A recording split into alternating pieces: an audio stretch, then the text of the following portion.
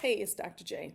So today I have my education hat on, and I know I'm supposed to be talking about how to get our class of 2026 prepared for the transition to college, but I want to take a few minutes to really have a little bit of conversation about what's happening and what we're watching from afar with the United States Department of Education. It is super important and it will impact higher education just as it will also impact our K-12 system. So here is the deal. Um, the Department of Education is led by our Secretary of Education. Cool. It is that person is nominated by the president, right? Confirmed by the Senate, and then sworn into office.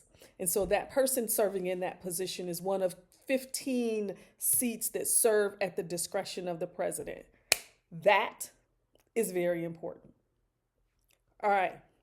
So, really, just in general, when you look at it and you look at the scope of the United States Department of Education, in my notes, what I have is that it is supposed to create a more equitable and effective educational system in the United States.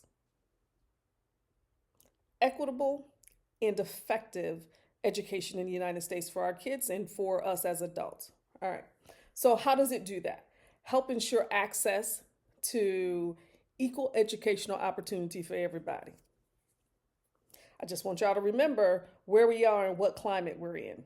Okay? Support states, local localities, and public and private institutions. All right? Promote the improvement of education through research, classes are wonky, evaluation, and the sharing of information. Great.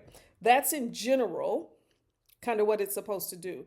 The overall arching theme is more equitable and effective education system in the United States, but also serves at the discretion of the president.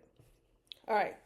So here is a thing. There's two large funding areas for United States Department of Education.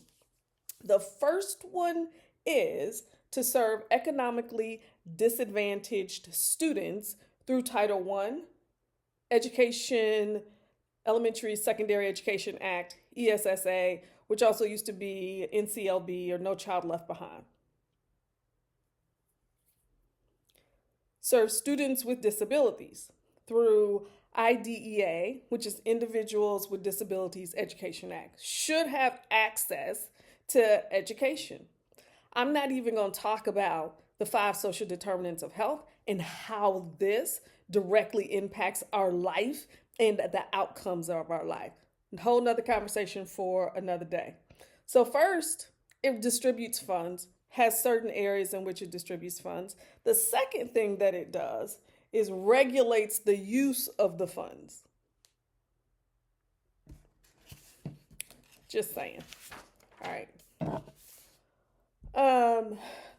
One of the third roles, or the other area that I've identified in looking at it and researching it, is carries out throughout its Office of Civil Rights, works to ensure that all schools receive federal funds to abide by the federal civil rights law. All I'm saying is, led by a Secretary of Education, nominated by the President, confirmed by the Senate, sworn into office, and serves at the discretion of the President. Cool. And then the department is supposed to kind of pull information together and let us know how we're trending and how we're moving in comparison to other states, in comparison to other countries, in comparison to key areas where we need an employee base, measure how we fare nationwide, locally, regionally, nationally in math or in literacy. It's supposed to kind of Department of Education is supposed to kind of look at all of those things and really support the development of programs to make us better in those areas. And so the two areas, and here's why this is important to college, right? Because I am talking about class of 2026 and how we're going to transition to higher education. Office of Federal Student Aid, 160 billion comes through there. Office of Federal Aid, Federal student aid, 160 billion. You know what that includes? Pell Grants. You know what Pell Grants are? It is those dollars that are allocated to ensure that we have access to higher ed institutions when we cannot write the check and pay for it ourselves. It falls under U.S. Department of Education. Okay. Second area that receives a lot of funding, Office of Elementary and Secondary Education, 83 billion. It is used to fund Title I, special education programs, school improvement programs, after-school programs, before-school programs, school lunch programs, all of the things that we have identified that we believe to be very important for our students to continue to learn and have an equitable educational system. So here's what happens. I'm only going to do those two things. When we start to reevaluate how the system is structured, which means that there will be changes to the structure of the system, which means that our priorities are now shifting, whether it is has worked great, because a lot of conversation is, oh, it's only about 8%. Okay. The other conversation is, well, there's been a lot of discussion about whether we should have a U.S. Department of Ed or not. Great. But what I'm talking about now is that 160 billion supports higher education, not only in Pell Grants, but in student loans, which really gets at access to opportunity to pursue a college degree or a credential, right? And so when that changes, not saying that it's going to go away, but I would anticipate that it is not going to remain the same. When that changes, what happens is that the structure in the states have to change in order to make sure that we accommodate the necessary learning mechanisms for our students. Second one, 83 billion for elementary and secondary education. So when that shifts, that means the state is going to have to shift in order to try to figure out how to fill the gap, even though folks are like, it's not that much, but to make sure that our educational system continues to be as equitable as it can, or we are going backwards.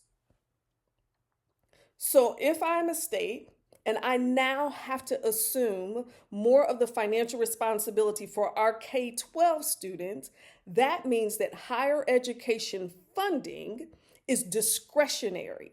It is not required by law. So I'm going to take some money from over here and move it over here for K-12. Let me go back. Office of Federal Student Aid, 160 billion that goes towards Pell Grants. If that declines, the amount of aid in each state is declining. We have some challenges that we are facing in order to pursue a higher education degree. It is called limited access.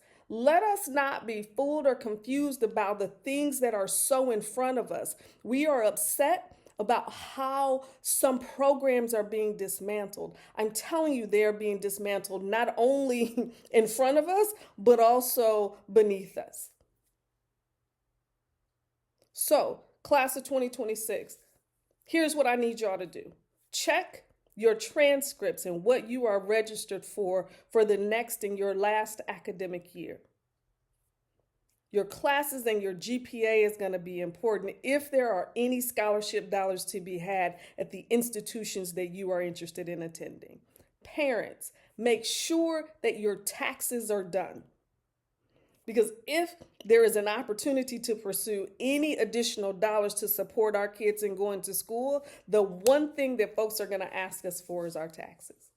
Those are just one assignment for students and one assignment for parents, but watch closely what is happening with the United States Department of Education. It will absolutely impact higher education, just like it will impact K-12. Okay, I'll be back. See y'all. Have a good weekend. Bye.